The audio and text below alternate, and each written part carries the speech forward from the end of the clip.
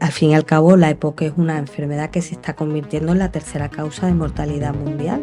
Es una cama de UCI es cerca de 2.500-3.000 euros diarios. La labor de un fisioterapeuta en una unidad de críticos es también salvar vidas. Hola chicos y chicas, estamos hoy aquí en un episodio más. Tengo el placer de presentar a Inma Vinuesa. Ella es fisioterapeuta respiratoria y es docente en la universidad. Así que bueno, que se presente un poquito. Bienvenida. Muchas gracias. Muchas gracias por invitarme.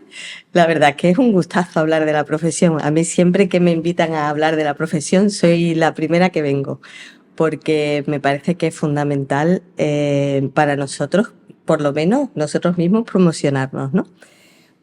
Bueno, yo sí me considero fisioterapeuta respiratorio. Sabemos que todavía no es una especialidad.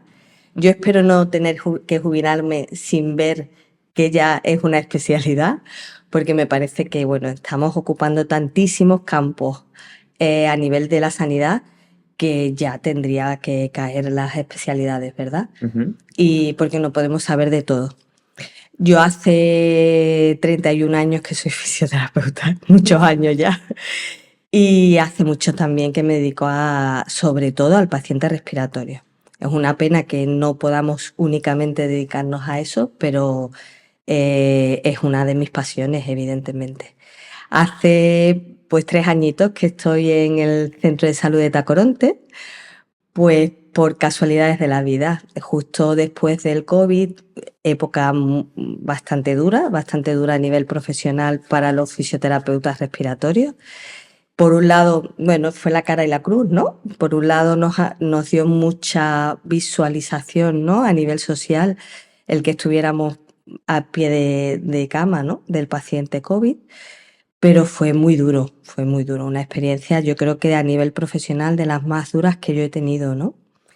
Y justo cuando terminó, pues hubo la posibilidad de cambiarse al Centro de Salud de Tacoronte. Me propusieron hacer un programa para el paciente respiratorio crónico en atención primaria y bueno, me ilusionó la idea y dije, bueno, voy a probar, Qué bueno. que nunca había trabajado en primaria y bueno, Qué bueno. y ahora llevo 3 añitos intentando abrir camino para el gran olvidado, que es el paciente respiratorio crónico, el EPOC, es el gran olvidado. Wow. Se nos abren como un montón de temas de los que hablar, ¿no? Pero Sí. antes de empezar a hablar de temas del presente y bueno, del pasado cercano del tema del COVID, que creo que es una etapa bastante importante, Sí. ¿qué fue lo que te llamó a estudiar fisioterapia respiratoria? A ver, yo creo que, no sé si os ha pasado a ustedes, pero yo creo que la vida es como que te da señales, ¿no? Y no sabes por qué, casi todas las cosas que empiezas a hacer te llevan a un camino, ¿no? Yo me llevé muchos años con pediatría y con problemas neurológicos pediátricos. Pero claro, todos los niños con problemas neurológicos pediátricos tienen problemas respiratorios, ¿no? Entonces era un campo que en aquella época pues no había mucho, no se había profundizado tanto, ¿no? Y a mí siempre me ha gustado muchísimo el aparato respiratorio, siempre me ha llamado mucho la atención. Y bueno, por eso, pues por casualidades de la vida, empecé a trabajar con estos niños a nivel respiratorio, ya me metí en el curso de experto, hice un posgrado superior de fisioterapia respiratoria y ya empiezas a prepararte por ti misma, porque también, por desgracia, nosotros nos tenemos que financiar todas nuestras especializaciones, ¿no? Y ya, pues claro, como antes hemos comentado que es una especialidad que a la gente le da como mucho respeto, y entonces, bueno, pues no había mucha gente que se dedicara a la respiratoria. Entonces, bueno, empiezas a ver que hay un grupo de gente a nivel nacional que son gente muy puntera, gente investigadora. Me ha encantado siempre eso, ¿no? El que haya un grupo de gente afín a ti, en tu profesión, que son gente con ganas y con ansiedad y con ganas de saber más y de investigar. Y bueno, te metes en ese grupo y ya empiezas a contagiarte de toda esa energía, ¿no? De ¿eh? esa energía, ¿no? Esa energía, Energía exacto, nueva, ¿no? energía nueva, ¿no? Qué bueno. Y bueno, y ya me metí en la Candelaria a nivel del paciente respiratorio hospitalizado, luego me metí en críticos pediátricos, y ya fue una cosa detrás de otra y bueno. Perdón, es un paciente diferente. El paciente respiratorio, quiero decir, ¿qué Perfil. sí o qué aspectos crees que deberías tener en cuenta o deberíamos tener en cuenta como fisioterapeutas que igual no es tan importante o en otro tipo de pacientes? Bueno, yo te voy a decir lo que a mí me apasiona, ¿vale? Bien. Y al decirte lo que me apasiona, yo creo que a lo mejor te puedo contestar a esa pregunta. Es muy difícil en cualquier área de la fisioterapia ver resultados inmediatos después de nuestra actuación. Es verdad que consigues un ligero alivio del paciente, que el paciente se siente, pues si tienes una lesión musculoesquelética, pues se siente diferente cuando lo tratas, pero el paciente respiratorio, los resultados son inmediatos, inmediatos. Eso para mí me apasionó. El yo poder ver que mi actuación daba resultados numéricos a nivel de gasometría, a nivel de radiografía, a nivel de ecografía, inmediatos, e incluso poder ver qué soy capaz de hacer en un pulmón directamente con un ecógrafo, a mí eso me apasiona. Wow. Wow. Me apasiona. O Sí, sea, lo puedes medir, objetivar. objetivar. O sea, objetivar. Si tú empiezas con un paciente que tiene, por ejemplo, una saturación del 90%, ¿no? Y por hablar algunas cositas de respi para que os suene, ¿no? Y luego, tiene hecha una gasometría en el paciente hospitalizado que tiene, por ejemplo, una presión parcial de oxígeno muy bajita, ¿no? De 70 o de 60 y pico, ¿no? Y empiezas a hacer tus técnicas y a la media hora le hacen otra gasometría y casi la has normalizado o la has normalizado. Y claro, a mí hay una cosa que bueno, no puedo evitarlo, ¿no? Yo creo que el trabajo sanitario debe ser multidisciplinar, debemos trabajar en equipo, debemos ser partes del equipo, ¿no? Y cuando un equipo de médicos, enfermeros, auxiliares ve que tu trabajo da un resultado inmediato, al segundo paciente, al tercer paciente van a contar contigo sí o sí, ¿no?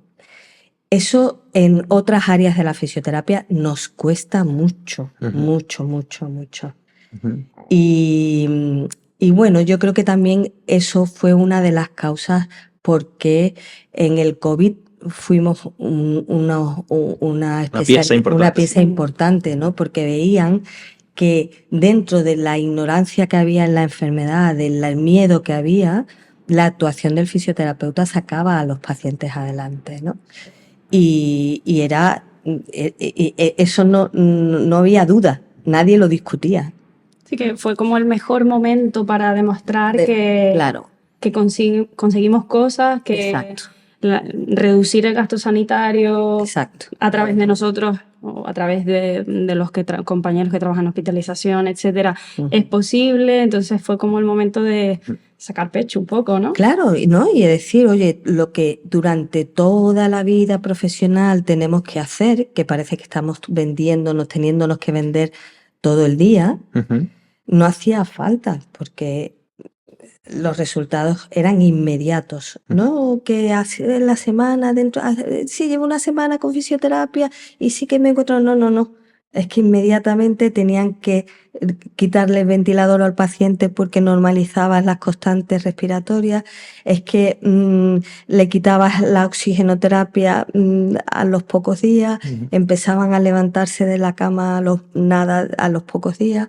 Entonces son resultados que en aquella época que había un caos, pues la gente decía, ostras, es que tenemos que tener fisioterapeutas aquí, ¿no? Sí, total, total. A mí me interesa mucho hablar de esta época, de cómo De fue esta ahora, etapa. No, de la de la etapa etapa del del COVID, es COVID, decir, sí. cómo lo viviste tú. Yo creo que ya se está notando un poquito, ¿no? Pero un poco más específico, cuando empieza todo eso, ¿cómo te pilló a Bueno, ti? Es decir, desde el punto de vista de a ver, virus respiratorio, todo lo que supuso. mira, lo primero, antes que nada, fue miedo. Yo creo que había miedo, porque además fue un poco curioso porque al principio había muchos médicos en los que tú confiabas mucho, ¿no? Y que trabajabas día a día y médicos que saben, ¿no? Mucho, ¿no? En la Candelaria, que decían, uff, se viene un tema muy complicado, no sabemos por dónde va a salir, esto va a ser una cosa dura. No había papers ninguno, o sea, los chinos no escribieron nada, o sea, nada, no informaban de nada, ¿no? Ujú. Y, y claro, una que ya llevaba mucho tiempo metida en el tema respiratorio y empezabas a oír las noticias, ¿no? Decías, madre mía, si esto pasa, nosotros vamos a tener que estar ahí.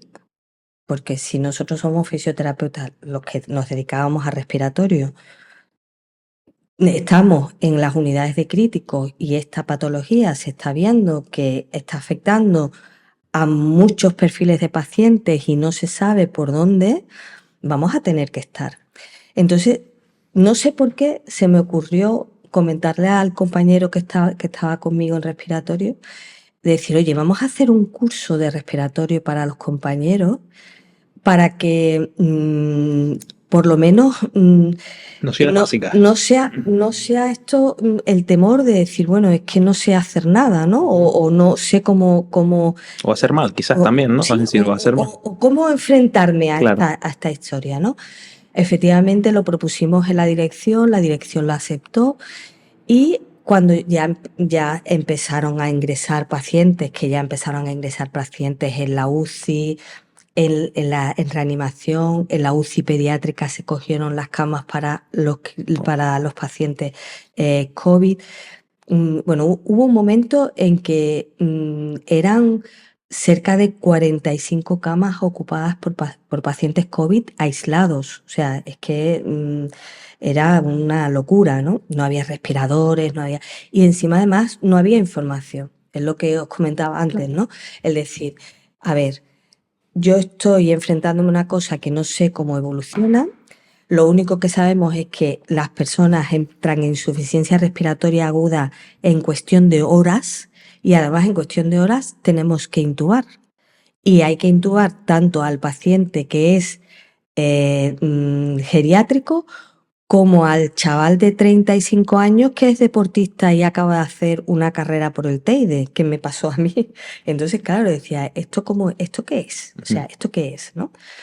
Bueno, pues, claro, hubo las contradicciones a nivel de servicio, entramos, no entramos, entramos y si entramos, ¿para qué entramos? Entramos solo para movilizar al paciente, solo entramos para... Entonces, claro, yo sinceramente decía, vamos a ver, yo no me voy a exponer a entrar en un paciente crítico para movilizarlo. Claro. Si entro con todas las consecuencias. Le hago respiratorio, limpieza de secreciones, hago labores incluso de enfermería si hace falta, porque, claro, en el momento que tú te ponías el EPI y entrabas, tú eras sanitario, ya daba igual que fuera fisio, médico, ya si desde fuera te decía el médico aumenta la presión soporte del ventilador, tenías que hacerlo y míreme la diuresis porque porque no podemos entrar todos Claro. y ya que estás tú vestida y estás dentro, hazme todo lo que puedas en la media hora, 40 minutos que estás dentro, ¿no? Entonces, claro, eso era un poco la lucha, ¿no? Claro, al ver la gente que hacíamos falta, dijeron, no, por todas. O sea, entramos y entramos a por todas, ¿no? Claro, imaginaros pacientes que a lo mejor estaban saliendo, que ya los estabas poniendo de pie, que conseguimos ir de lunes a sábado pero el domingo no íbamos y a lo mejor que llegabas el lunes y se había muerto, o sea, y decías, Dios mío, no puede ser, pero si lo estábamos levantando el sábado. Y entonces, pues eso, fallo a lo mejor masivo a nivel cardíaco, o cosas que no éramos conscientes porque no se sabía, ¿no? Entonces era como, ya empezaron además, los italianos empezaron, ellos sí que empezaron a escribir muchos artículos y, y nos apoyábamos, ya empezamos apoyando en artículos de otros países, de compañeros nacionales que estaban en las mismas situaciones que nosotros y que, oye, pues esto hemos podido utilizarlo. Bueno, hubo un caso súper curioso, ¿no? Una señora, os lo voy a contar porque además incluso fue un papers que escribimos nosotros, porque fue una cosa, algunas camas de reanimación se dejaron para los pacientes críticos no COVID, ¿no? Porque claro, había que meterlos también en algún sitio, ¿no? Entonces, había una señora ingresada en esa parte de los no COVID y estaba costándonos mucho trabajo quitarle el ventilador y total que habló el anestesista conmigo. Mira, Isma, a ver si tratamos a esta paciente que nos está costando mucho trabajo bajarle la presión soporte. No te preocupes, yo voy, hago reclutamiento y digo, bueno, voy a meter el asistente de tos, me ayudo con el asistente de tos para hacer el reclutamiento, intentamos eso, hacer un poquito de diafragma, lo que solemos hacer, ¿no? Y genial, la mujer responde genial, logramos bajar cerca de 4 puntos la presión soporte, la radiografía muchísimo más limpia. Bueno, estábamos alucinados. Pues dijimos, oye, genial, ¿sabes? Al día siguiente voy yo con mi asistente de tos para hacer otra vez la misma maniobra. La paciente COVID positivo. Y los asistentes de tos estaban prohibidos utilizarlos en los COVID. Porque claro, eran dispositivos que no podías pasar Claro. de una habitación a otra, ¿no? Pero claro, dijimos, ostras, el asistente de tos ayuda a mejorar el COVID. Porque después se descubrió que la mujer tenía una insuficiencia respiratoria, un distrés respiratorio por COVID. Total, que bueno, fue uno de los papers que escribimos, ¿no? Entonces, claro, el día a día era eso, ¿no? Era la tristeza de ver todo lo que estaba pasando, pero la necesidad de saber. Y luego, a nivel psicológico, a mí lo que más me costó fue aguantar el EPI hasta 5 y 6 horas seguidas.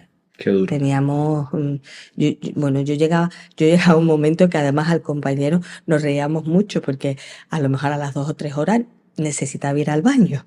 Y le decía, por favor, una pausa, necesito quitarme esto, ¿no? Y me decía, espérate, que no queda nada. Y yo, era como hablándonos por señales porque era agotador, ¿no? Pero bueno, una experiencia más. Yo espero que nunca la volvamos a vivir porque sí que fue dura, pero bueno, también nos enseñó mucho. Sí, es un aprendizaje también enorme, me imagino, y esa capacidad de, como tú decías, hasta de improvisar, fíjate, sin saberlo, Claro. vieron cómo una cosa funciona o no funciona, Claro. pero pues eso, la capacidad de... Pero que además buscar encima soluciones. no éramos los únicos profesionales que improvisábamos, entre comillas, ¿no? Dentro de todos los conocimientos que teníamos, pues debatíamos, oye, ¿te parece? Y este paciente, y si le hacemos esto y le hacemos... Porque como no sabíamos por dónde iba a salir la patología, pues teníamos que con los conocimientos que había en todo el equipo, fíjate, es lo que os comentaba, ¿no? La cara y la cruz, ¿no? Por un lado la tragedia, pero por otro lado fue la época en que más trabajo en equipo había, más compañerismo, Más se escuchaba quizás más se también, ¿no? escuchaba la labor nuestra, La opinión del compañero. más calor profesional sentías, ¿no? Por eso fue como eso, ¿no? Como la cara y la cruz, ¿no? Ujú. Y bueno, una experiencia para vivir. sin Seguro duda. que hay mucha gente que te está escuchando que haya pasado por situación parecida, cada uno a su manera, y y está empatizando mucho contigo porque, vamos, ¿no? Sí, fue una época mala para todos, o sea, no Exacto. fue solo para los que trabajábamos Ujú. con el paciente directamente, ¿no? Claro. Era para Luego todos, llegar para a los... casa y pensar si Claro. contagiabas a algún familiar. No, no, para riesgo. llegaba a casa y directamente la ropa a la lavadora y tú a la ducha y ya una vez que ya pensabas que estabas ya limpia del todo, ya te saludabas a tus hijos, ya te Claro. ponías a comer con Seguro. ellos Ujú. o hacías un poco de vida más familiar, ¿no? Ujú. Inma, cuando te pilló la época de COVID, tú ya eras fisioterapeuta de NUSI. Es decir, o Sí, sí, trabajabas. sí, Vale, sí, ¿tú has sí, sí. trabajado? ¿Cuánto tiempo estuviste o has estado Yo trabajando tú en temas UCI? en UCI, bueno, te comento, en pediatría, para decirte un Sí. poco, el pediatría que bueno, trabajé en el hospitalito de niños, Sí. fue aproximadamente unos 8 años los que estuve. Y a partir de ahí estuve en respiratorio. En respiratorio siempre había algún paciente de críticos, ¿no? Ujú. Y pues te puedo decir que he podido trabajar entre 15 y 20 años, exactamente no sé decirte por qué eso, porque muchas veces nos mueven, ¿no? Y por Claro. necesidades de servicios pero casi siempre estaba vinculado con algún paciente crítico de UCI y ya los últimos 10 años que estuve en la Candelaria fueron los en reanimación, en el paciente crítico, pero de REA, O sea, que el postquirúrgico, gran parte de tu vida profesional has estado en la trinchera en la de trinchera. la UCI, ¿no? Es Y decir, lo he hecho de menos, ¿eh? sí. Lo he hecho mucho de Entremos menos. ahí. ¿Por qué, Lo he hecho muchísimo, muchísimo es de decir, menos. qué te llamaba de esa época? O cuéntanos un poco, porque creo que Porque- eres la primera invitada que traemos que ha trabajado en fisioterapia en UCI. Es Sí. Y decir, que probablemente haya gente que te diga, no, yo esas situaciones de estrés, además recurrentes, de ir todos los días a quizás a entornos de nerviosismo, de no tener el control siempre, igual hay gente que huye. Entonces, si tú... me han Bueno, dicho que hay un yo ambiente creo- ahí raro, ¿eh? El tema de UCI, urgencias, todo eso. Bueno, yo no sé si es raro, es contagioso, ¿eh?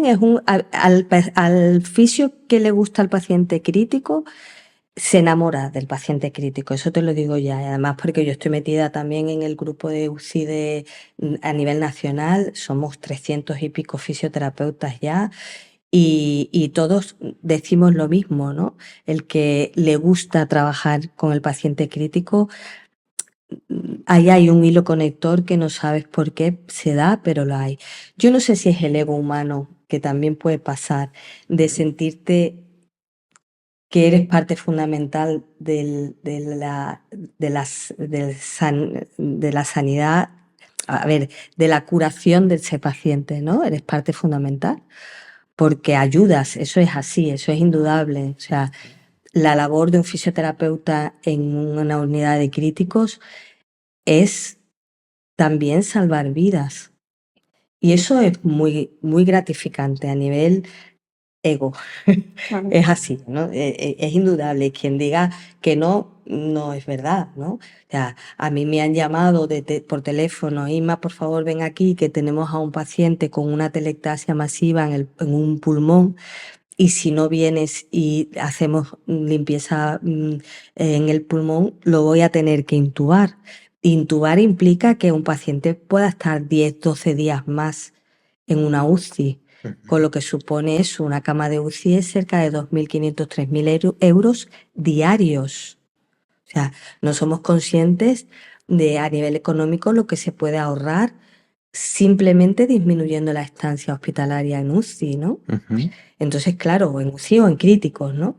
Entonces, cuando tú sientes que eres parte fundamental, como te comentaba antes, de un equipo, eso es muy gratificante a nivel profesional, mucho.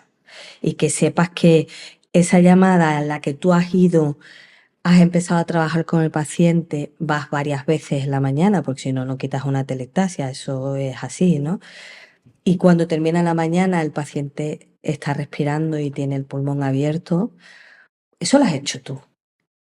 Y eso no te lo puede negar nadie, ¿no? Entonces, formas parte de la curación de ese paciente, ¿no? Crítico, ¿no? no sé si esa es la razón. Por otro lado, es verdad que tienes que tener unos conocimientos importantes. A mí me da un poco de pavor aquellas personas que son muy osadas, ¿no?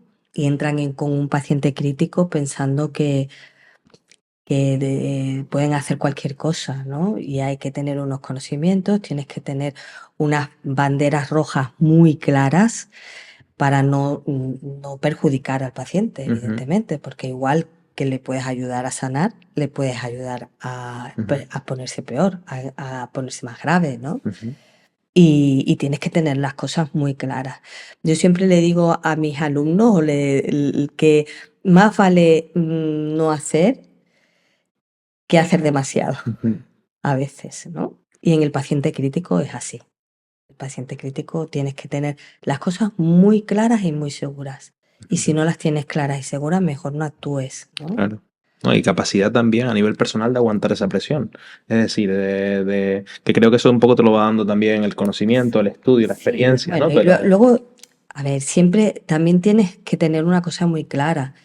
El paciente en el sitio donde más seguro está es en una UCI y en una REA, una reanimación, pues está monitorizado, tiene un médico a pie de cama, tienes una enfermera a pie de cama, entonces eso no lo tienes en planta o no lo tienes aquí en tu gabinete. Y un paciente en tu gabinete puede tener una crisis de broncoespasmo si es asmático mientras estás haciendo el deporte. Y tú no tienes aquí ni un medio, nada. Sin embargo, en una UCI lo tienes todo. ¿Me entiendes? O sea que sí es un trabajo difícil. A ver, si tienes los conocimientos, es tu trabajo diario, ¿no? Pero sí que necesitas muchos conocimientos, pero también tienes que tener la tranquilidad de que es un paciente que está muy arropado, ¿no? Y que, el entorno, ¿no? Claro, y que el entorno le favorece a nivel que tienes cualquier desaturación, cualquier cambio en el electrocardiograma, cualquier cosa. Si tienes un paciente neurológico, tienes una variación de la presión intracraneal, tienes un médico al lado, o sea, es que lo tienes al lado. E incluso si tú dices, bueno, vale, yo tengo que hacer una maniobra en la que sé que las constantes vitales pueden alterarse, aquí a mi lado, tienes que estar a mi lado, porque si tú quieres que mejore pues su respiración o que haga una limpieza bronquial porque tiene una neumonía o lo que sea, estate aquí porque es un paciente muy delicado y necesito que tú como médico, por si tienes que actuar rápido, estés aquí. Qué bueno, qué bueno. Interesante. Y a nivel de... Yo me estoy cogiendo todas las preguntas yo. A nivel de ¿cuál es el pan de cada día de un fisioterapeuta respiratorio en UCI? Es decir, ¿qué es lo que más se suele ver o qué es donde las acciones, las técnicas o las patologías que más suelen trabajar ahí? Ves de todo, Ves de todo, claro. todo. Pero como a ver, a nivel típico. respiratorio, si te refieres a nivel respiratorio, las patologías que más vas a tratar o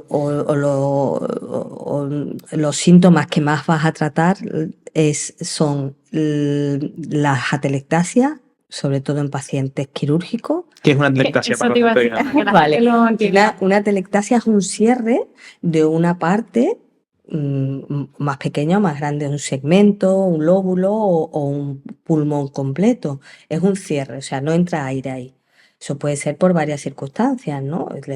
Sabes que el pulmón tiene una capacidad elástica, es lo que se llama la compliance del pulmón, ¿no? La compliance, ¿no?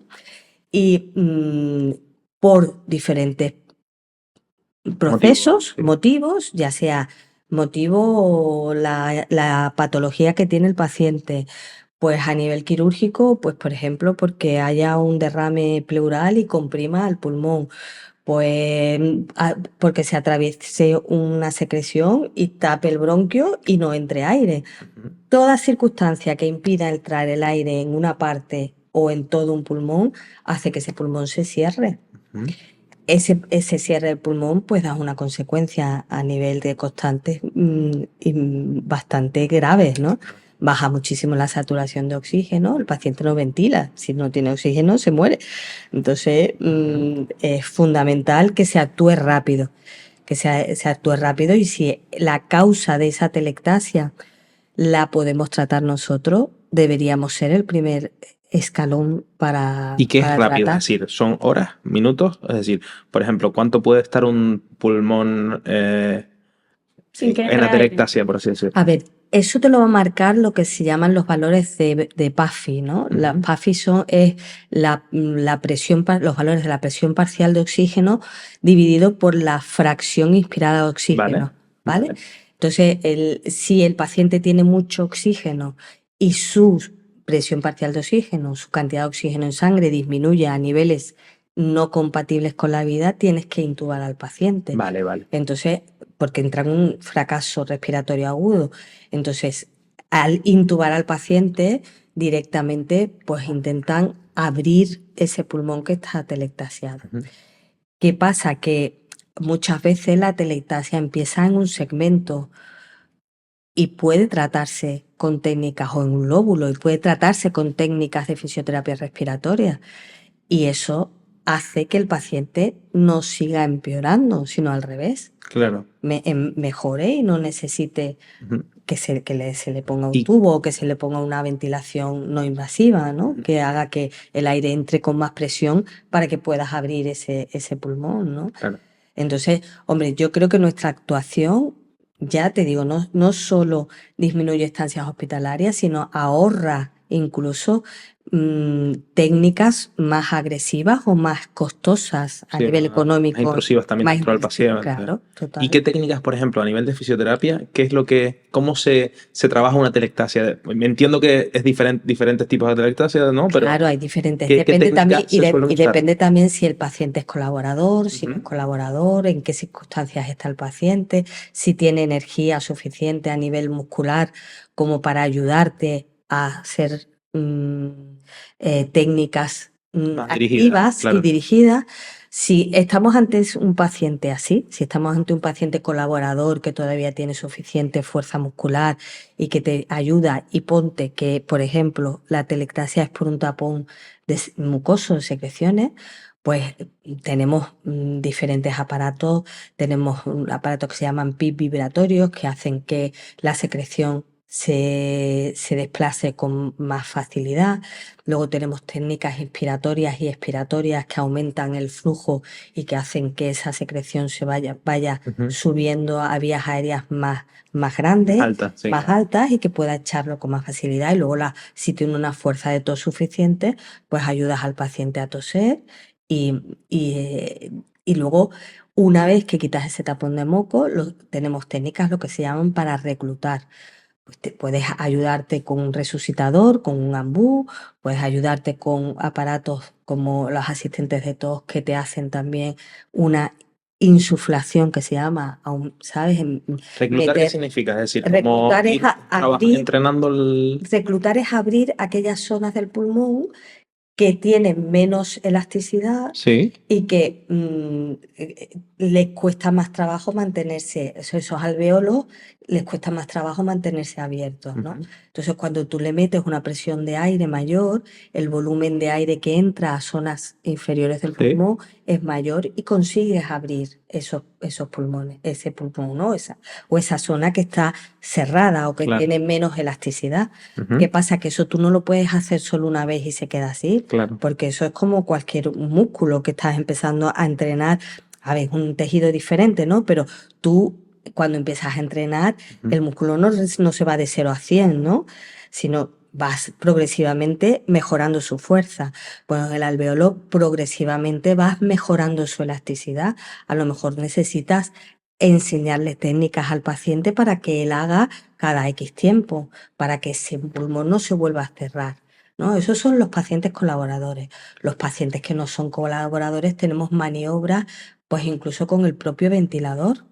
Entonces se hacen maniobras de reclutamiento con el ventilador, y si el paciente está, lo que se llama en presión soporte, que el paciente está consciente pero está todavía intubado, tú puedes hacer pues técnicas de bajar presión soporte, hacer que el paciente haga un poco de más esfuerzo a la hora de respirar para que cuando tenga su presión soporte normal entre más volumen de aire, porque has has aumentado la fuerza de la musculatura respiratoria, o técnicas o sea, de jugar con el trigger del ventilador. El trigger es hay dos clases de trigger, el de presión y el de flujo, ¿no? Entonces el paciente cuando está consciente necesita hacer un mínimo de presión o un mínimo de flujo para que el ventilador salte y le eche el aire al paciente. Bueno, pues tú con esa presión y ese flujo puedes jugar. Claro. Entonces, si le aumentas un poco la presión al paciente, necesita hacer más fuerza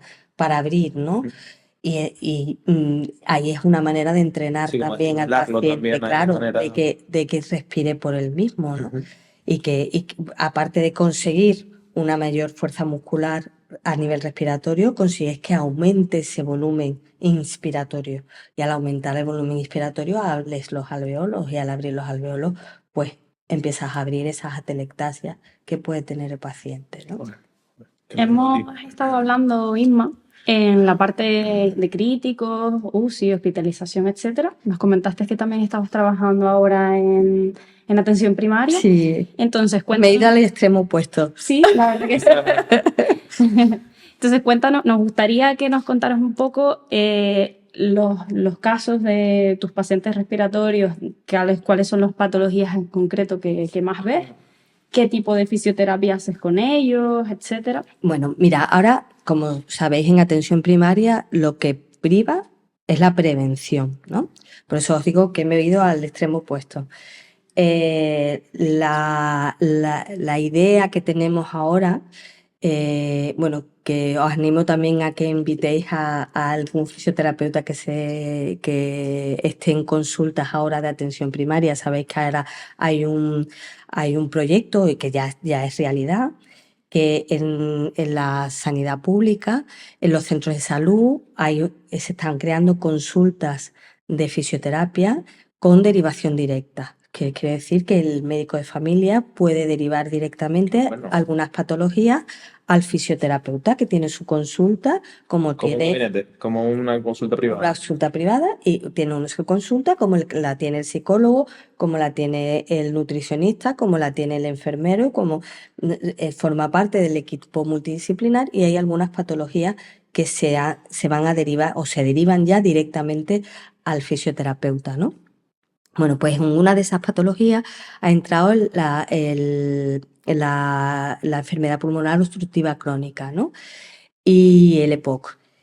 Y entonces el proyecto que se está intentando implementar ya, porque ya el médico de familia puede derivar a ese paciente, es que el paciente, nada más diagnosticarlo, sabéis que el perfil del paciente EPOC es un perfil de paciente fumador, pues con hábitos de vida no muy saludables, que deja de hacer ejercicio porque su disnea, su asfixia empieza a hacer que deje de hacer una actividad física más habitual, ¿no? Bueno, pues la idea que ahora mismo es una fantasía. Una utopía, un poco, ¿no?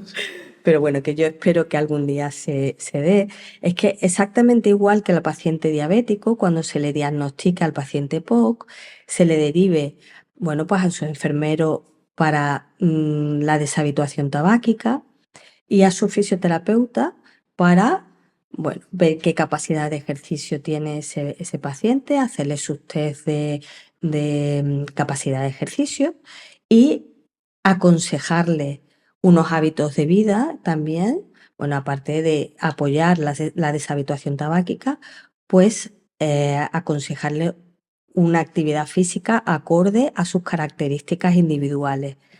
Además de si ese paciente, pues dependiendo de las características de la enfermedad que tenga, si es un paciente más enfisematoso o más bronquítico crónico, que se llama o el más hipersecretor, pues enseñarle técnicas de limpieza bronquial para manejar sus secreciones y para que, igual que por la mañana se levanta y se lava los dientes, pues que se haga su toilette bronquial, ¿no? Como se llama, ¿no?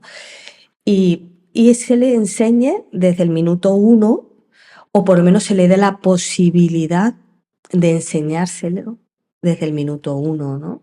Para que no pase lo que está pasando ahora. Se diagnostica a un paciente, se le dice usted es EPOC, la inmensa mayoría de ellos no tienen ni idea de lo que le están diciendo ni de lo que es. Le dicen tómese usted este broncodilatador todos los días y se lo pone 2 veces, una vez al día, todos los días y váyase a su casa.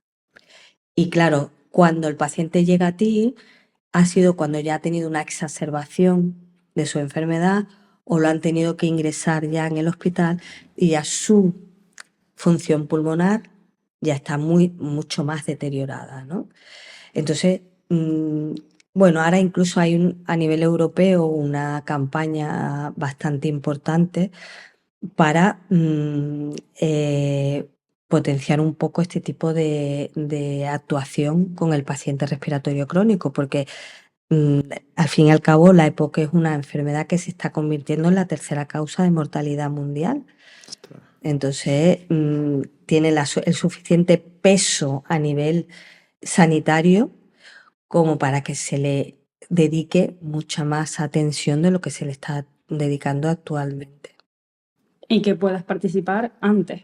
Que Claro, es lo que estamos hablando, ¿no? Que uno. O sea, Poco nadie, tiempo, ¿no? yo siempre Claro. cuando voy a hacer los cursos o cuando empiezo a hacer las promociones un poco de lo que estamos haciendo a nivel de atención primaria con el paciente respiratorio, le digo al resto del equipo, le digo a ustedes no se os ocurre en la vida diagnosticar a un paciente diabético, decirle pínchate insulina y vete a tu casa. Claro. No se le ocurre a nadie porque esa persona tiene que tener sus controles diabetológicos, tiene que tener sus analíticas seriadas, tiene que graduarse el nivel de insulina que se pone. Eso no lo duda nadie, ¿no? Y es una enfermedad crónica como puede ser la enfermedad respiratoria, ¿no? ¿Qué pasa? Que hay muchas controversias, ¿no? Con el paciente respiratorio por culpa del tabaco, ¿no? Están metidas las industrias tabaqueras, luego el paciente fumador es un paciente un poco peculiar, pero claro, también un poco peculiar, como digo yo, ¿no? Un paciente que se asfixia no puede tener un muy buen humor. Es lógico, ¿no? Si tú te estás asfixiando, si tú subes una cuesta, te corres 100 metros para coger una guagua y te estás asfixiando, que te estás muriendo, pues no te vas a hacer un chiste, ¿no? Evidentemente, ¿no? Entonces lo que quizás tendríamos que hacer un poco una crítica personal los sanitarios de decir, oye, tenemos que cambiar nuestra manera de ver al paciente respiratorio, ¿no? Y a lo mejor eso, pues ofrecerle desde el minuto 1 las armas que tiene, las herramientas que tiene. Y una vez que las tiene demostradas, ese paciente nunca te va a decir, es que tú no me dijiste que esto podía pasar. Claro. Claro, es que yo creo que uno de los problemas quizás que puede influir es que el paciente respiratorio EPOC inicial no es consciente del daño tan grave que puede llegar a hacerle en ese momento. O sea, no se visualiza dependiendo de un aparato que le ayude a respirar, no se visualiza tan mal. Entonces, quizás muchos no ven ni necesario el hábito de dejar de fumar, por lo menos en esos momentos. Entonces, por eso creo que es importante esa labor de concienciación, porque Claro. no se ve el peligro realmente. Pero eso pasa siempre, ¿no? Hay un shock, un principio de shock, sobre todo con las enfermedades como más conocidas, que el paciente que sabe, pues por cultura general, pues eso, todo el mundo sabe lo que es una diabetes por cultura general, entonces le tiene mucho respeto, ¿no? Esto, claro, también interviene el tema del fumador, interviene ese aspecto de culpa, ¿no? He sido yo el culpable también de que me esté pasando esto porque no puedo dejar de fumar, ¿no?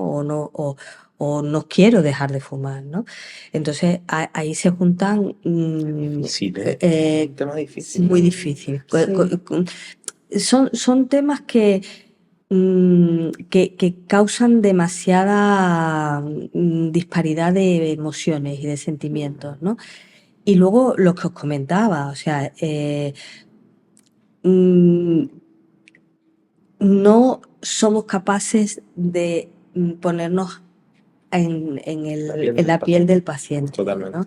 Y en este caso yo creo que hay un puntito más todavía, hay un puntito más, porque todavía hay mucha cultura de piramidal, del médico, que es el que tiene, Autoridad, ¿no? tiene la autoridad y el que no, bueno, pero le he dicho que deje de fumar y bueno, sí, pero La vida no es tan fácil. no es tan fácil, ¿no? La vida no es tan fácil. Claro, es como Entonces, tú has dicho muchas veces de no siempre querer es poder, o sea, Sí, igual sí, la sí. persona Claro. quiere, pero No tiene las vete tú a capacidades saber para hacerlo. la situación de vida de esa persona que aunque quiera no puede y yo es su pasión. os podría contar miles de casos que te rompen el alma, ¿no? Claro.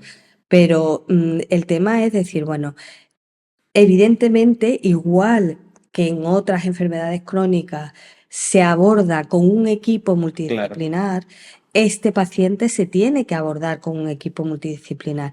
Y yo no te digo que a lo mejor dentro del abanico de pacientes que hay, a lo mejor el absentismo o el incumplimiento de la terapia, a lo mejor en el paciente respiratorio crónico fumador, sea con un porcentaje más bajo. Pero yo creo que es crucial lo que os comentaba antes, ¿no? Por lo menos se le ha informado al paciente. Eso es lo que a mí me produce más impotencia, ¿no? Es decir, fijaros una cosa, hay una actividad que se está haciendo también ahora en primaria que se llama la escuela de pacientes, que no sé si habéis oído hablar de ello. Se hace con diferentes patologías también, se hace con el ictus, se hace con la diabetes y se está haciendo también con el paciente respiratorio crónico. Eso es muy bonita porque se junta un grupo de pacientes que están en diferentes fases de la patología y hay un paciente que se hace el paciente experto, ¿no? Que se le llama. Ese paciente se le informa, se le educa, se le forma para que sea como el que dirige el grupo, ¿no? El sanitario solo está ahí para que la cosa no se vaya un poco de madre, ¿no? Para que no empiecen a hablar de recetas médicas extrañas o para que no hablen de locuras, ¿no? Pero se genera un ambiente súper bonito porque pues se cuentan sus propias experiencias, los que están un poco mejor ven a los que están peor y se dan cuenta de cómo pueden llegar a estar en unos años. Es muy interesante. Claro, Bueno, ¿quién mejor que yo? fijaros, os voy a contar una anécdota que a mí me partió el alma. Estábamos haciendo una escuela de pacientes súper bonita, súper integrados los pacientes y tal. Y de pronto, en la última, se dice, bueno, la última es la única que interviene el sanitario un poco, bueno, para decir, ¿tenéis algunas dudas? ¿Queréis que aclaremos cualquier cosa? Preguntar lo que sea y si lo que podemos ayudaros, lo que sea, pues los ayudo. Y levantó una de ellas la mano, una de las pacientes, y dice, ¿usted me podría explicar qué significa crónico? Mirad la cara que ponéis. Yo aluciné. Decía, no puede ser. O sea, es que no le explicamos ni lo básico al paciente. Wow. Y luego nos quejamos de que busquen en internet. Es que es normal. Claro, es normal. Entonces, ¿qué pasa? Por eso te digo, la educación, prevención, por lo menos ponerlo al alcance del paciente. Que el paciente por propia voluntad decide que no quiere. Oye, está en su libertad y en su derecho también, pero la tiene. Ahora, lo que no puede pasar es lo que está pasando hoy en día. Te diagnostico, tienes un EPOC, te vas a tu casa, pero es que no sé ni lo que significa la palabra crónico. O sea, no sabe que eso es para toda la vida, no sabe que esa enfermedad va a ir progresiva y va a ir cada vez empeorando su calidad de vida.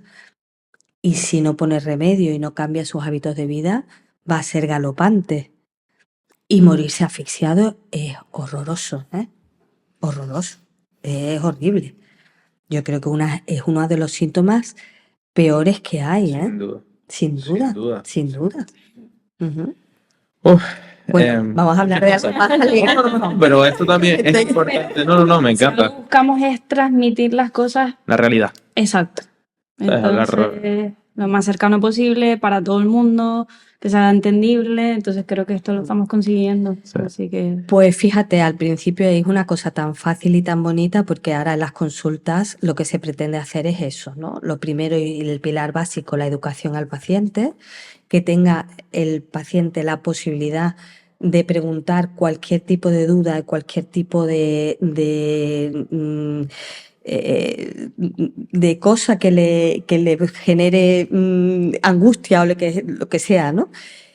Tienes a un profesional con el que puedes estar mínimo entre 8 y 10 sesiones y además las puedes distanciar en el tiempo. O sea, que si tú ves que es un paciente que tiene ganas de cambiar sus hábitos de vida, es colaborador, y en las 2 o 3 primeras sesiones responde, se engancha al tratamiento, al cambio, empieza a hacer algo de actividad física y a lo mejor puedes distanciar tus sesiones. Bueno, pues te veo en un par de meses.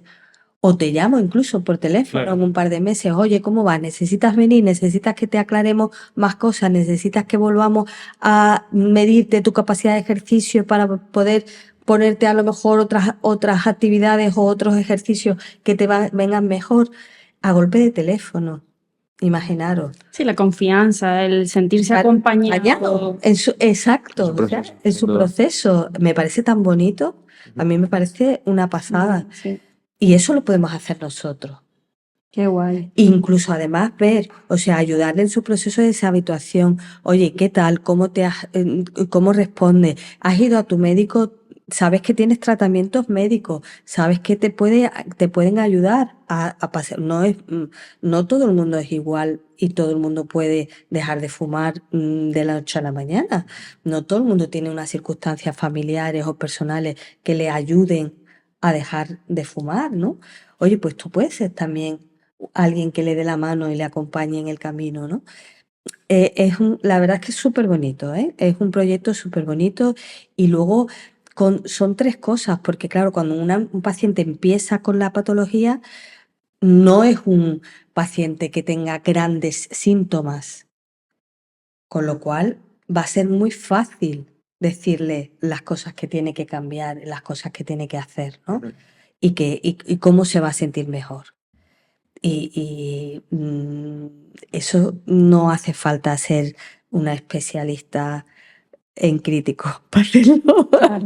No hace falta. Un fisioterapeuta que conozca cómo funciona el diafragma, cómo funciona más o menos tu aparato respiratorio, que sepa hacer un test de tolerancia al ejercicio y que sepa prescribir ejercicio terapéutico, lo hace. Es una manera de allanarnos Cualquiera. el camino a nosotros Lo hace también. O sea, cualquiera. es mucho más fácil enseñar cualquier cosa en esa fase que no en el hospital, que no, el paciente no sabe ni lo que es una activación de diafragma ni Nada. nada. Y Entonces, sí, encima sí. además está Es ganar. en unas condiciones físicas muchísimo más peores, muchísimo peores, ¿no? Es una manera de allanarnos a nosotros mismos el trabajo luego más complejo o más crítico y de ayudar a los pacientes también a que pongan solución antes y que estén más concienciados, etcétera. Así que sí, qué bien que se promuevan estas cosas.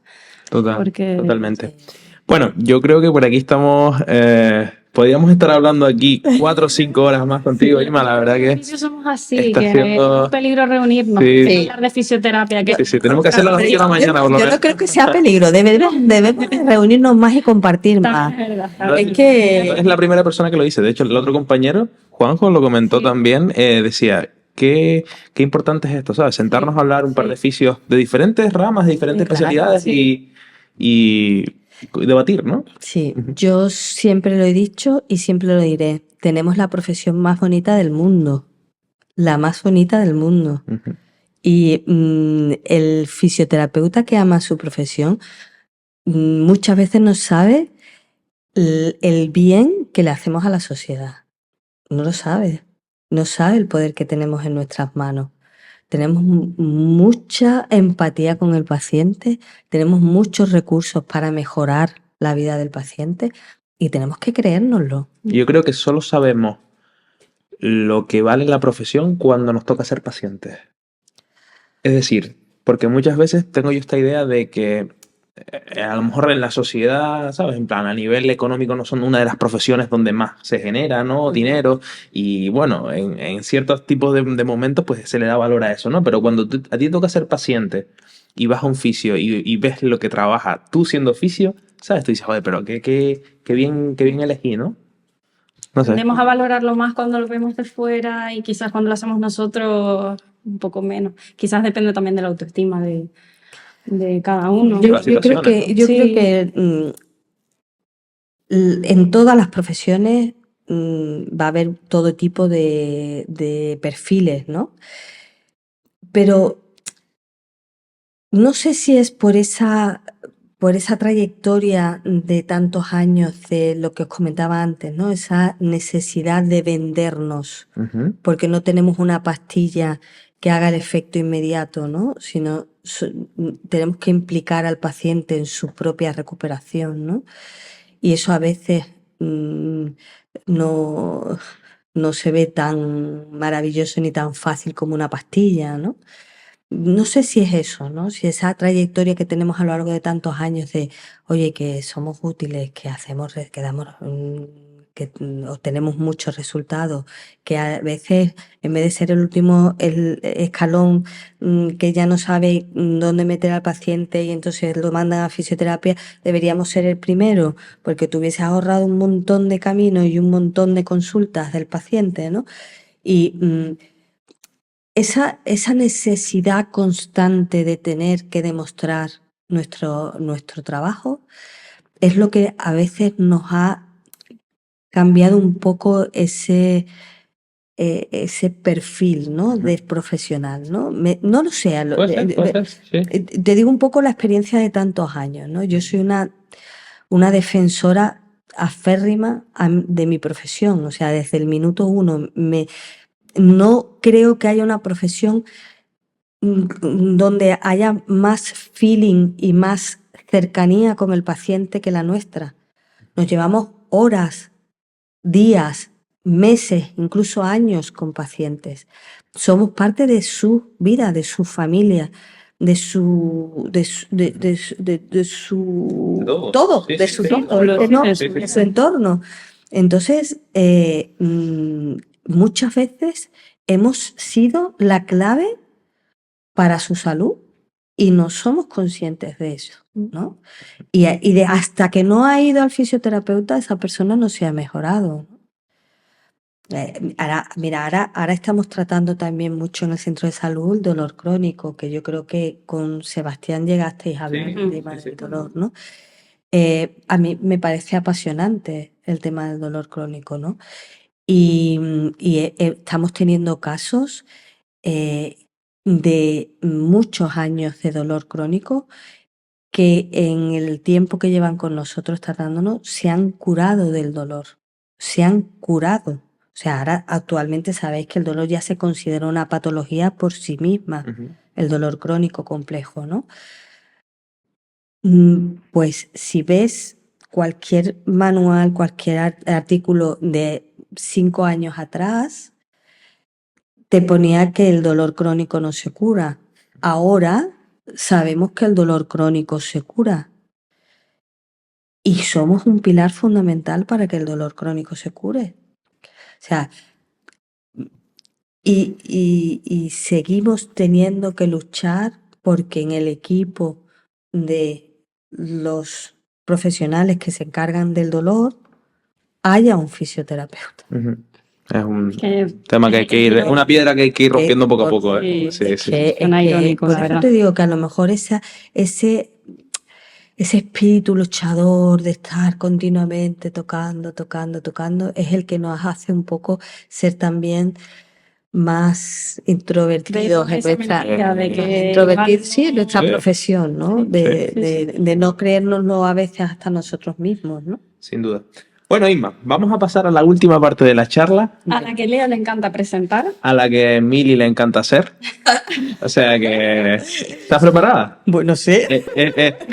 Bonito. Bueno, Que a ti te encanta explicar. la parte preparada por mi compañera Mili se llama preguntas rápidas y respuestas cortas. ¿Vale? Vale. Entonces no te vamos a decir qué arteria inerva. No, eso no. Bueno, si no las técnico no lo sé, paso. Vale, Siguiente. creo que son preguntas un poco más difíciles, ¿eh? Pero Vale. Van a vamos, ser vamos. algunas que seguro que te dejan así. Mili, Venga. Vamos para allá. La primera de todas. Inma es. Uy. Anda. Yo creo que soy humilde y generosa. La fisioterapia respiratoria es esencial porque, si pudieras resumirlo al máximo. Salva vidas. Un paciente con una patología respiratoria puede hacer ejercicio. Siempre Lo- tiene que hacer ejercicio. Perfecto. La puse adrede para que quede claro y conciso. Sí. Si soy paciente respiratorio, ¿qué 3 cosas debo evitar? Si soy paciente cosas o- respiratorio, 3 cosas tengo que evitar. Y no tienen por qué ser 3, sino... Fumar. Bueno, fumar me refiero a ambientes nocivos, ¿no? A nivel respiratorio. O quizás el aspecto... El sedentarismo. Y tercera cosa que debe evitar. Uf, Yo creo que esas 2 están bien. bueno, Estaba claro, ¿no? si me permite Sí, sí. decir 2 solo. Sí, sí. sí, Pero bueno, es que hay muchas pequeñas cosas, pero bueno, yo supongo que esas 2 son Las fundamentales. principales, ¿no? ¿No? Ujú. Vale, seguimos. Describe con 3 palabras en qué consiste un tratamiento de fisiorespi. Bueno, a ver. Conocimiento.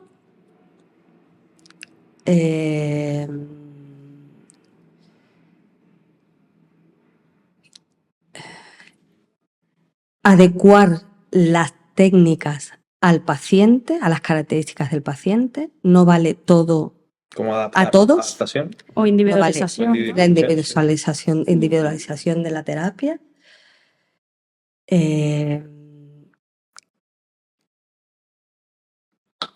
Ahora, pues está difícil. O sea, puse... Ya, yo- No sabía que las había puesto tan Joder, difíciles.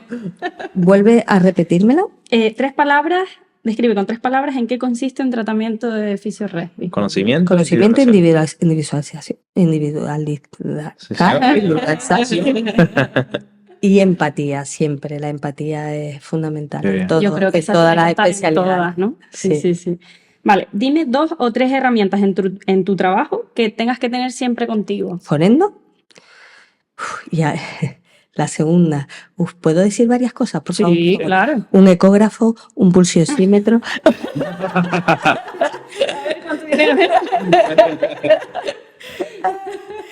Bueno, es que ahora yo no concibo ahora la fisioterapia, no solo la respiratoria, sino un ecógrafo en la mano.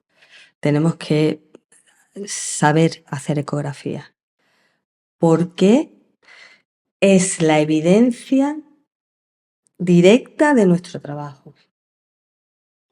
Pues sí. Joder, Otra pues, reflexión importante para tener en cuenta, darle caña a este tema, porque está en auge Sí, y tienes razón en lo que dices, totalmente. y ahora hay sondas que tampoco son tan caras, que te las puedes llevar en el bolsillo, que las puedes conectar a cualquier iPad, cualquier tablet, cualquier teléfono, y te la puedes llevar a pie de cama del paciente o tenerla en tu box. gabinete, en tu box. O Sí, sea, o quizás puede que sea en un futuro nuestro apoyo. no, O sea, en un una futuro no, parte más ya en el nuestra. presente, ya en Sí, el sí, presente. Como o las sea, cremas, digo ¿no? ya. De crema y un Total, corazón. y además es que, bueno, a mí me pasa con el paciente respiratorio, yo le enseño cómo se mueve su diafragma Ya. y le digo, mira, se está moviendo poco, tenemos la siguiente vez que vengas, este diafragma se tiene que mover mínimo 1 centímetro o 2 centímetros más. Y lo está viendo el paciente, es un feedback para él. Claro. Y cuando se lo vuelves a medir le dice, ya no se mueve 4 centímetros, ahora se mueve 6. Jo, la cara de felicidad. Qué bueno. Eso no tiene precio. Qué guay. Bueno, continuamos con el examen. Uf, Alternamos los papeles. qué miedo. Vale, si no hubieras sido fisioterapeuta, ¿qué hubieras sido? Yo creo que es muy difícil para ti porque te veo muy fisio. Bueno, yo tengo que confesar que yo empecé a estudiar medicina. Ujú. Yo hice 4 años de medicina y lo dejé porque se me atravesó farmacología y en mi época tercero era selectivo, tenías que tener todo tercero aprobado y farma no conseguía aprobarla. Y entonces justo en ese año empezó fisioterapia en Sevilla, yo estudiaba en Sevilla, ¿no? Y yo decía, fisioterapia, ¿eso qué?